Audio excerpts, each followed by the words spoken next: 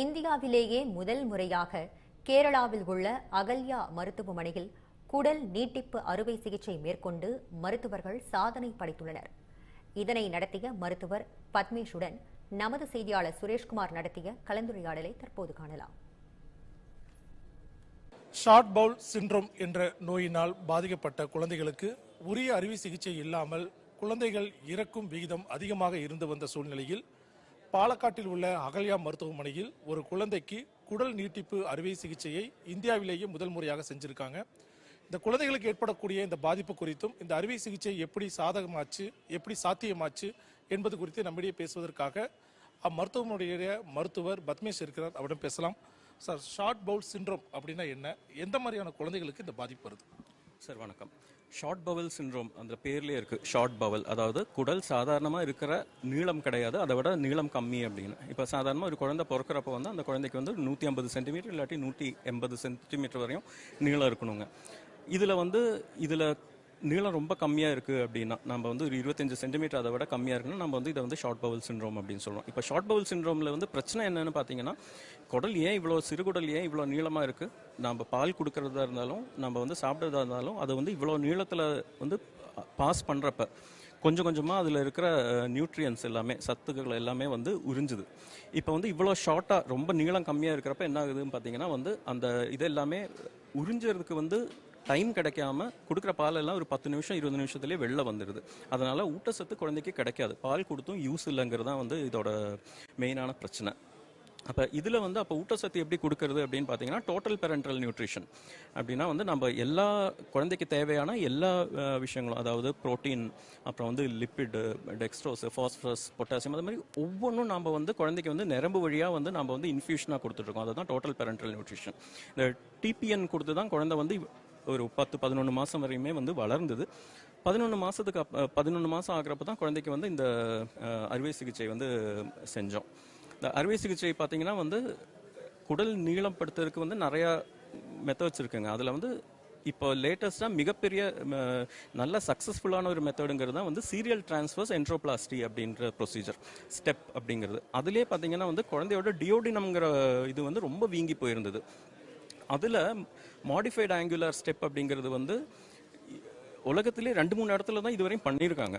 அப்போ வந்து இது பண்ணதுக்காக நம்ம வந்து வெளியிலேருந்து ஃபாரின் கொலாபரேஷனில் வெளியிலேருந்து 2 டாக்டர்ஸை வந்து கொண்டு வந்தோம். இதுலேயே வந்து எக்ஸ்பர்ட்ஸான 2 சர்ஜன்ஸ், பீடியாட்ரிக் சர்ஜன்ஸை கொண்டு வந்தோம். அவங்க இங்கே வந்து இந்த சர்ஜரி வந்து பண்ணாங்க. இப்போ வந்து குழந்தை பார்த்தீங்கன்னா நல்லபடியாக ஒரு 120 ml 150 mlலாம் பால் குடிக்குது.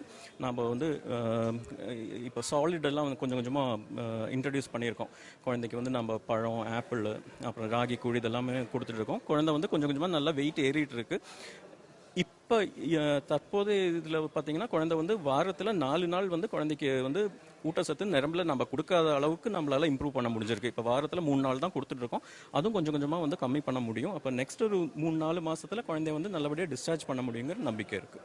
இந்த கேஸ் மூலமா என்ன சொல்ல வரீங்க? பேரண்ட்ஸ் வந்து எந்த அளவுக்கு நம்பிக்கையா இருக்கணும்னு நினைக்கிறீங்க? ஏன்னா இந்தியாவிலேயே இது வரைக்கும் இந்த அறுவை சிகிச்சை பண்ணல.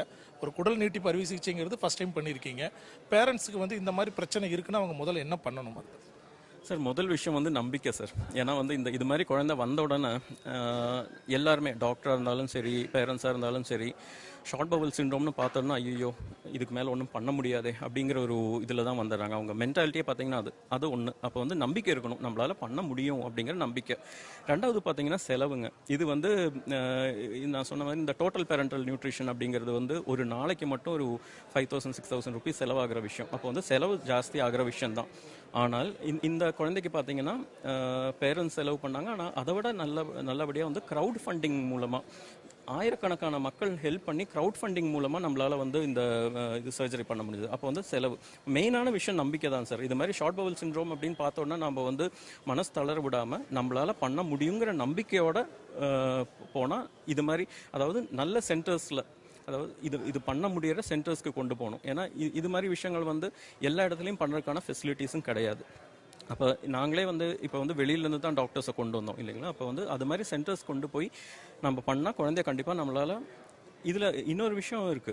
இது நம்ம டோட்டல் பேரண்டல் நியூட்ரிஷன் அப்படிங்கிற இந்த நரம்பு வழியா கொடுக்குற இந்த ஊட்டச்சத்து வந்து அவ்வளோ சுலபமான விஷயம் கிடையாது. ஏன்னா வந்து ஒவ்வொரு நாளும் குழந்தைக்கு வந்து இது நம்ம கொடுத்துட்டு இருக்கோம் அப்படிங்கிறப்ப குழந்தைக்கு நோய் தொற்று இன்ஃபெக்ஷன் வரதுக்கான வாய்ப்புகள் ரொம்ப ரொம்ப ஜாஸ்தி. இதுல நிறைய குழந்தைங்க வந்து இறந்து போறதுக்கான காரணமே வந்து செப்சிஸ், நோய் தொற்று இன்ஃபெக்ஷன் தான்.